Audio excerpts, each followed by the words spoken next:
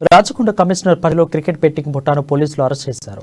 ముగ్గురిని నిందితులను LB Nagar, SOT, Chaitanyapuri పోలీసులు అరెస్ట్ చేసినట్లు సిపి చౌహాన్ వెల్లడించారు. మరో ముగ్గురు పరేహలో ఉన్నట్లు చెప్పారు. పట్టుబడ్డ నిందితుల నుంచి 20 లక్షల రూపాయల నగదు, కారు, 7 సెల్ ఫోన్లను స్వాధీనం చేసుకున్నారు. బ్యాంక్ ఖాతాలోని 1,40,00,000 పోలీసులు ట్వీట్ చేసి సిపి పేర్కొన్నారు. పరారీలో ఉన్న నిందితుల కోసం గాలింపు చర్యలు ముమ్మరం చేసినట్లు చెప్పారు. తనిఖీలో భాగంగా పోలీసులు భారీగా నగదు పట్టుబడింది. కరెన్సీ నోట్లను ఎక్స్చేంజ్ చేస్తామని 4 వ్యక్తులకు 1,90,00,000 మేర మోసం చేసినట్లు పోలీసులు గుర్తించారు.